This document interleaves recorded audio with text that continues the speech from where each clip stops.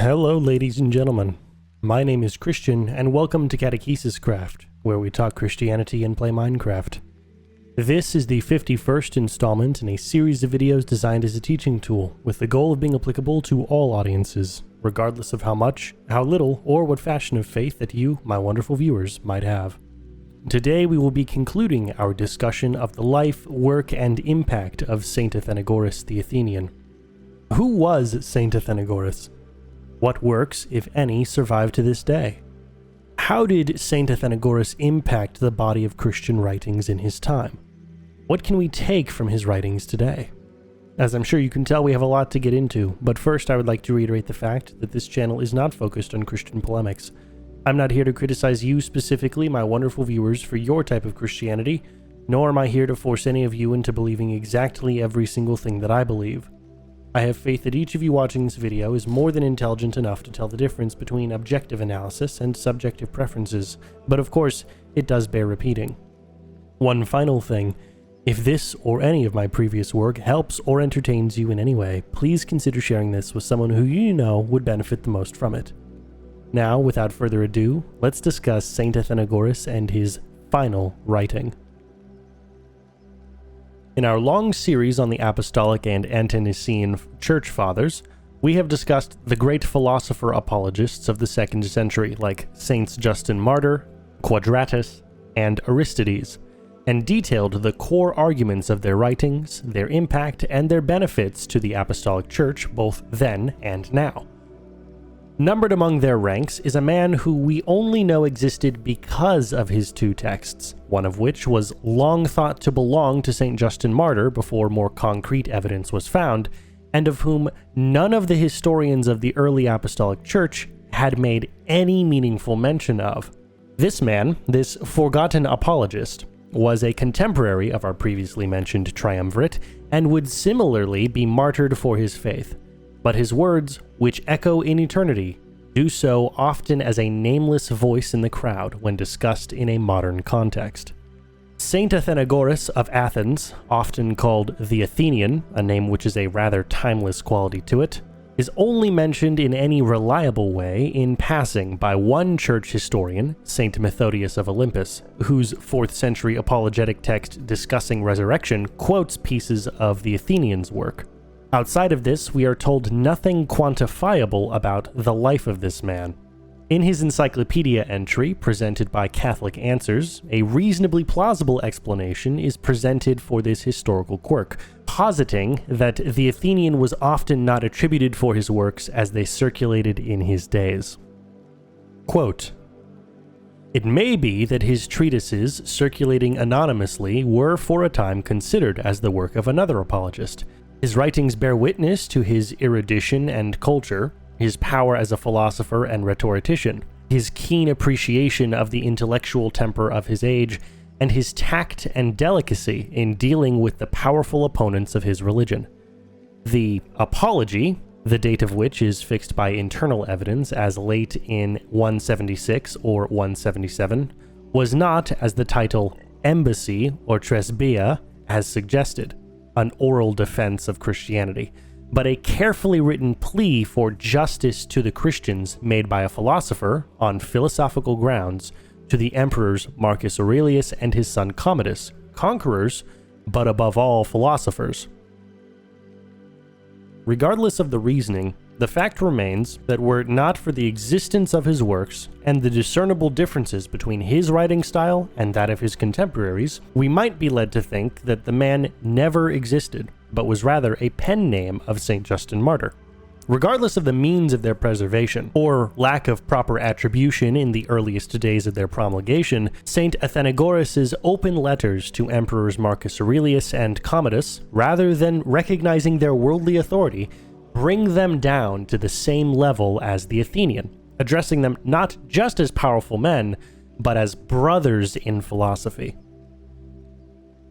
Today we conclude this two-part series on Saint Athenagoras with our focus on the latter of the Athenian's two works, on the resurrection of the dead, which is our earliest treatise on Christian eschatology, a term that is defined by Merriam-Webster as a branch of theology concerned with the final events in the history of the world or of humankind, or a belief concerning death, the end of the world, or the ultimate destiny of humankind, and most specifically, as any of various Christian doctrines concerning the second coming, the resurrection of the dead, or the last judgment.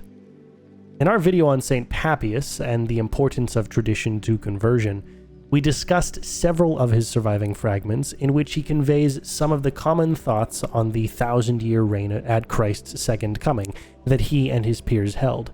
As to whether or not these ideas were passed down from the apostles, these fragments do not convey. Rather, St. Papias's fragments make clear that these beliefs were handed to him by his presbyters, which is the Greek equivalent of the word priest. Quote, "As the presbyters say, then those who are deemed worthy of an abode in heaven shall go there. Others shall enjoy the delights of paradise, and others shall possess the splendor of the city. For everywhere the Savior will be seen, according as they shall be worthy to he who sees him. But that there is this distinction between the habitation of those who produce 100-fold, and that of those who produce 60-fold, and that of those who produce 30-fold. For the first will be taken up into heaven, the second class will dwell in paradise, and the last will inhabit the city. And that on this account the Lord said, In my Father's house are many mansions. For all things belong to God, who supplies all with a suitable dwelling place, even as his word says, that a share is given to all by the Father, according as each one is or shall be worthy." Regardless of who or where St. Papias's particular thoughts on Christ's second coming came from, he clearly states these things to be founded in Christ's own words and therefore weren't entirely implausible. In the case of St. Athenagoras, his thoughts on the resurrection are addressed not to his fellow Christians, nor as an exposition on Christ's words like those of St. Papias, but rather a philosophical treatise on the topic, utilizing the fullness of his formal education. Chapter 1 opens by giving us the first premise. Before we discuss the intricacies of truth, we must define what is true and why. Opening the chapter, the Athenian states and seeks to defend the idea that for every true doctrine, a deliberate falsehood appears to corrupt it. Quote, "By the side of every opinion and doctrine which agrees with the truth of things, there springs up some falsehood, and it does so not because it takes its rise naturally from some fundamental principle, or from some cause peculiar to the matter at hand, but because it is invented on purpose by men who set a value on the spurious seed for its tendency to corrupt the truth." Now, you might wonder what kind of true statements are corrupted in this way, my wonderful viewers, and would be right to do so. To this end, the Athenian clarifies that in as many things as we can define the truth, there are going to be deliberate lies formed. Objective truth about anything and everything will have lies deliberately made for the sake of corrupting that thing. The nature of gravity, the shape of the earth, the age of creation, anything you can think of, there will be, and likely already are, lies made exactly about that thing. As St. Athenagoras claims, there are three major reasons why one would create these lies. Firstly, willful skepticism, which is to pretend to doubt truths. Second, twisting the truth to fit their own worldviews instead of the other way around. And third, in an effort to completely reject what is true, and therefore to rewrite truth. Quote, "On the contrary, some of them utterly and once for all give up in despair the truth concerning these things, and some distort it to suit their own views, and some of set purpose doubt even of things which are palpably evident. Hence, I think that those who bestow attention on such subjects should adopt two lines of argument, one in defense of the truth, another concerning the truth. That in defense of the truth for disbelievers and doubters, that concerning the truth for such as are candid and receive the truth with readiness." Because of the infinitely widespread range of corruption and lies, we must often defend what is true before we can discuss how to learn about that true thing itself. In the discussion of a topic of this kind of complexity, dealing with the ideas of the resurrection itself, Saint Athenagoras believes this defense before explanation approach to be the best course of action in its discussion. For the Athenian, there are two kinds of people whose minds must be molded to the truth. The first are those who are the deliberate disbelievers and the skeptics, and they will most likely be open to change through logical defense of the truth. The second group, those who are open-minded and who haven't heard anything in regards to the truth, and those who may have accepted the truth but misunderstood its details, will gain greater understanding and acceptance of the truth through proper instruction and discussion. Quote, "And therefore, from regard to greater utility, I myself sometimes place arguments in defense of the truth before those concerning the truth. And on the present occasion it appears to me, looking at the requirements of the case, not without advantage to follow the same method in treating of the resurrection.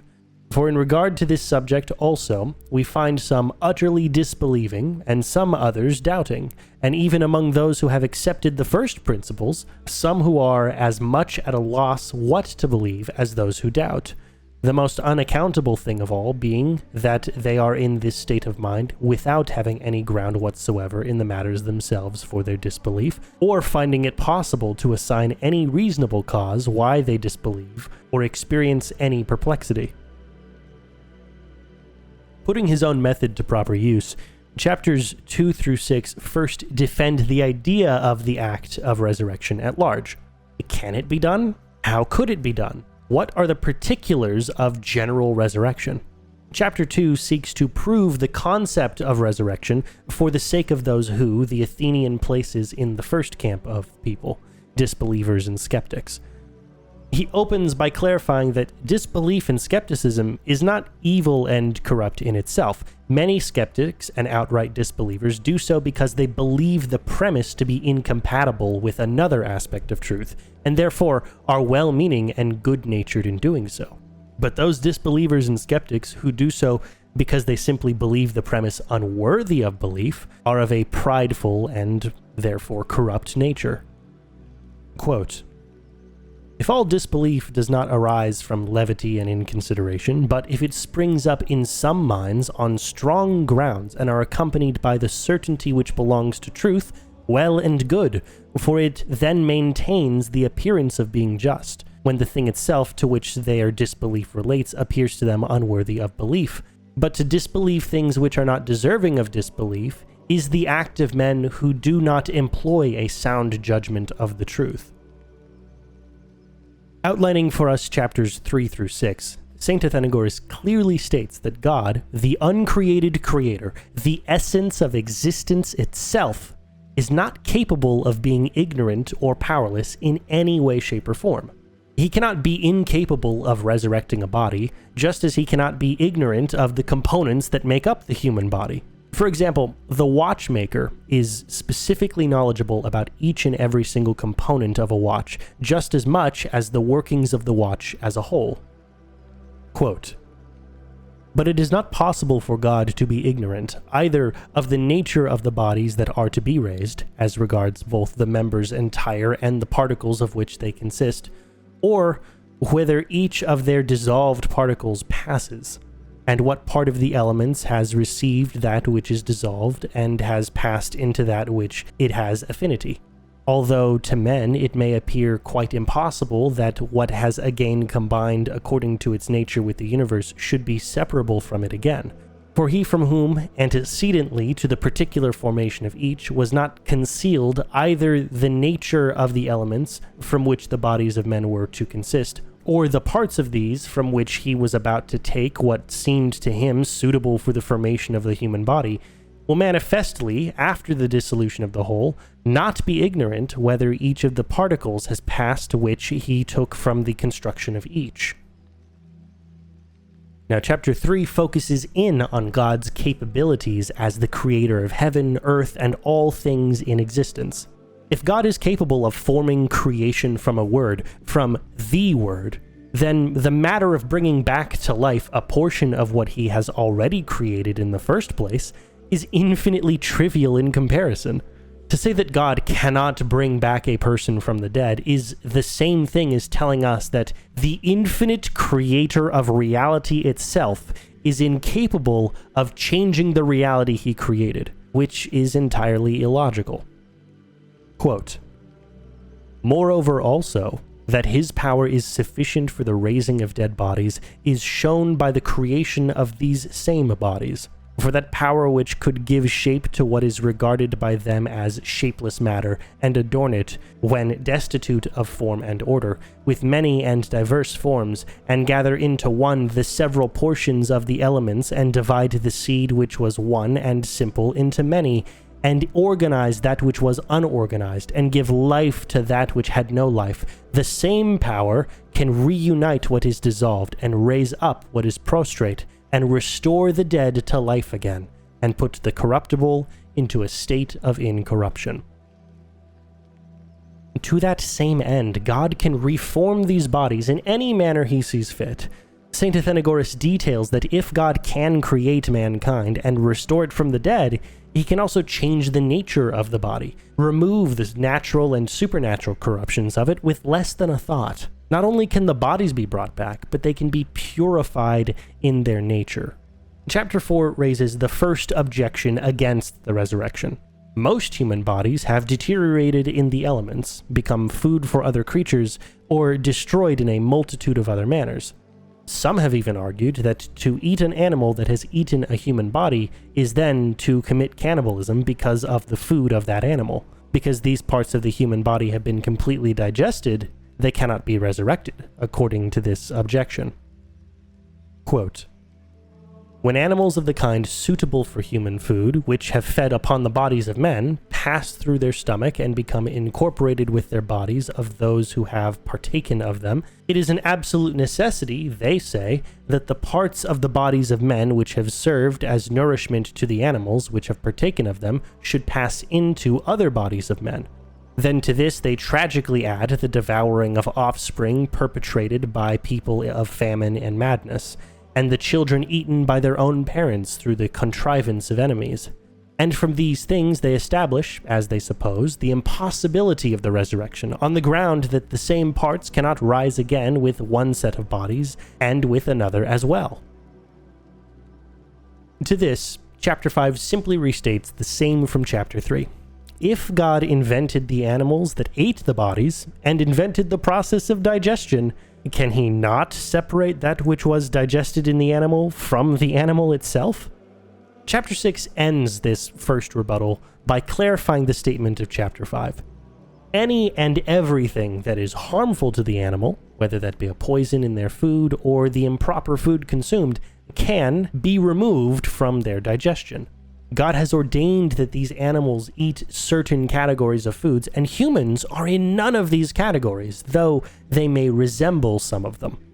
Though a human may fuel the animal which ate it, that does not mean that the digested nutrients must still have the inherent human qualities about them. These may be passed physically, or may simply be removed in the process itself. Quote, "It is very plain that none of these things, contrary to nature, can be united with those bodies for which it was not a suitable and correspondent nourishment, but either passes off by the bowels before it produces some other humor, crude and corrupter, or, if it continue for a longer time, produces suffering or disease hard to cure, destroying at the same time the natural nourishment, or even the flesh itself which needs nourishment. But even though it can be expelled at length, overcome by certain medicines, or by better food, or by the natural forces, it is not got rid of without doing much harm, since it bears no peaceful aspect towards what is natural, because it cannot coalesce with nature." Chapters 7 and 8 focus on the argument of mankind being consumed, and goes hard in the paint on the topic of cannibalism.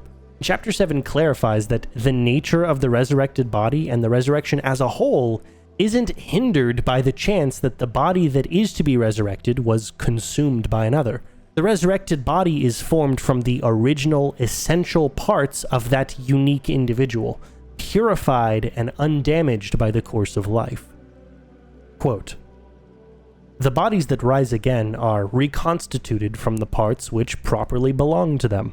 whereas no one of these things mentioned is such a part, nor has it in the form or place of a part. Nay, it does not remain always with the parts of the body which are nourished, or rise again with the parts that rise, since no longer does blood or phlegm or bile or breath contribute anything to life. Chapter 8 finishes the rebuttal with the argument from corrupted bodies by completely rejecting the very idea itself. Human bodies are not meant to nourish other humans, and cannibalism is unnatural and abhorrent. Even if a body is consumed or destroyed, it cannot be absorbed into another body in a way that would confuse resurrection. God, in his infinite and uncreated wisdom and power, will reconstruct each person's body uniquely and precisely, no matter what happened to its individual parts. Quote, "But removed from the influence of the nourishing power and scattered to those parts of the universe again from which they obtained their first origin, they are united with these for as long as a period of time as may be the lot of each, and separated thence again by the skill and power of him who has fixed the nature of every animal and furnished it with its peculiar powers. They are united suitably, each to each, whether they have been burnt up in fire, or rotted by water, or consumed by wild beasts, or by any other animal, or separated from the entire body and dissolved before the other parts." Chapters 9 through 11 provide another set of foundational concepts. The first being mankind's inability does not limit God's ability. The second, we cannot know that God's will is absolutely set against a resurrection.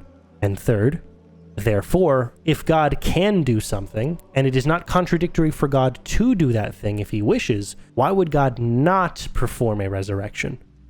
Chapter 9 swiftly presents the first of these. Just because mankind is incapable of performing such an act does not in any way mean that God, the creator of mankind, can't do it.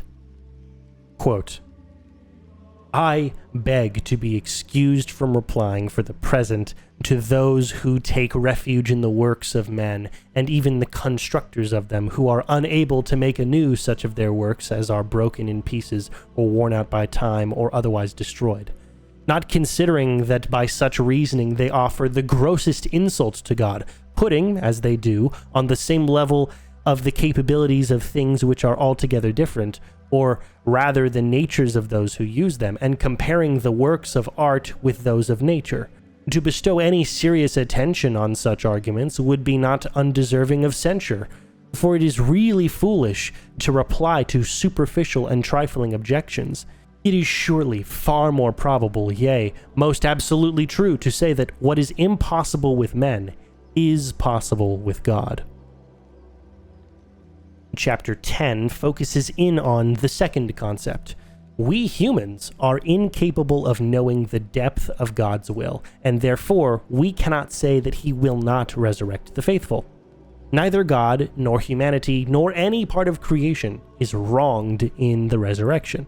It causes no harm to any creature, rational or irrational, and it improves the condition of human beings by uniting the soul and body in incorruptibility. Therefore, resurrection is a fitting and just act for God. Quote, "The body, again, suffers no wrong, for if no wrong is done to it now while united a corruptible thing with an incorruptible, manifestly it will not be wronged when united an incorruptible with an incorruptible. No, nor can anyone say that it is a work unworthy of God to raise up and bring together again a body which has been dissolved. For if the worse was not unworthy of him, namely to make the body which is subject to corruption and suffering, much more is the better not unworthy, to make one not liable to corruption or suffering." Finally, chapter 11 combines these elements in point 3. Not only can God resurrect, and it would be just to do so because through resurrection the bodies of the faithful would be made more pure than their original form, therefore it is reasonable, worthy, and in God's nature to perform a resurrection. Quote, "If indeed we ought to use the word connection, as though they were separated by some difference of nature, and not rather say that what God can do, he can also will, and that what God can will, it is perfectly possible for him to do, and that it is accordant with the dignity of him who wills it. Chapters 12 and 13 argue another premise. God will resurrect the dead faithful because of their original purpose of the creation of mankind. As is made clear in the first chapter of Genesis, God made mankind not for the sake of making us, as none of God's works are arbitrary. Neither were we made simply to live and die, as death was introduced after our fall. Rather, mankind was originally made imago Dei, in the image of God, making the purpose of mankind this: living alongside and in relationship with our one Creator. For that to happen, our bodies must be brought back, purified from our failings, and made permanent. Quote, "Therefore, if man has been created neither without cause and in vain, for none of God's works is in vain, so far at least as the purpose of their Maker is concerned, nor for the use of the Maker himself, or of any of the works which have proceeded from him, it is quite clear that, although according to the first and more general view of the subject, God made man for himself, and in pursuance of the goodness and wisdom which are conspicuous throughout the creation, yet, according to the view which more nearly touches the beings created, he made him for the sake of the life of those created, which is not kindled for a little while and then extinguished. God has assigned such a life as that, but to those who bear upon them the image of the Creator himself, and are endowed with understanding and blessed with a rational judgment, the Creator has assigned perpetual duration, in order that, recognizing their own Maker and his power and skill, and obeying law and justice, they may pass their whole existence free from suffering in the possession of those qualities with which they have bravely borne in their preceding life, although they lived in corruptible and earthly bodies." Chapters 14 through 23, the largest of the several arguments, focuses on the argument of resurrection in relation to the final judgment. Chapter 14 clarifies that while the final judgment of mankind at the end of days implies the resurrection of said mankind, resurrection is not dependent on judgment itself. If God's purpose for mankind is to exist eternally alongside him in relationship, companionship, and worship, then the act of resurrection is necessary for that ultimate purpose to be met, and judgment determines who participates in that purpose. Chapters 15 and 16 continue by explaining that because mankind is a rational, unified being of body and soul, and that God never acts without purpose, we can only ever possibly fulfill our purpose through this resurrection. Quote, "This is what is meant by the doctrine of the resurrection, and looking to this, we both await the dissolution of the body, as the sequel to a life of want and corruption, and after this we hope for a continuance with immortality, not putting either our death on a level with the death of the irrational animals, or the continuance of man with the continuance of immortals, lest we should unawares in this way put human nature and life on a level with things with which it is not proper to compare them. It ought not, therefore, to excite dissatisfaction if some inequality appears to exist in regard to the duration of men, nor because the separation of the soul from the members of the body and the dissolution of the parts interrupts the continuity of life, must we therefore despair of the resurrection." Chapters 17 through 19 return to arguing for the resurrection from the fulfillment of the destiny of mankind. For the final judgment to be perfectly just, then the judgment must take into account the whole of the being who is being judged, meaning that the body and the soul both must be judged as one, making the resurrection necessary for the judgment to take place. Chapter 19 concludes the argument of destiny by making clear the dire state of an unresurrected mankind. If mankind were not to be resurrected, our death would be our judgment, and we would all be judged unworthy of God's intended purpose for our lives.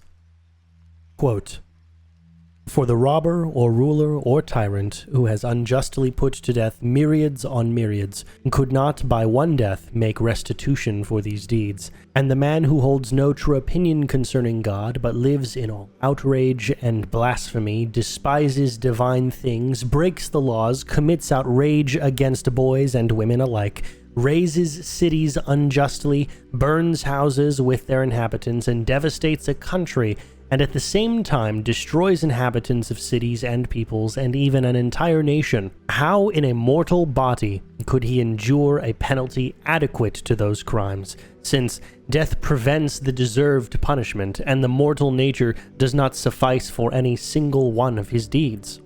It is proved, therefore, that neither in the present life is there a judgment according to men's deserts, nor after death.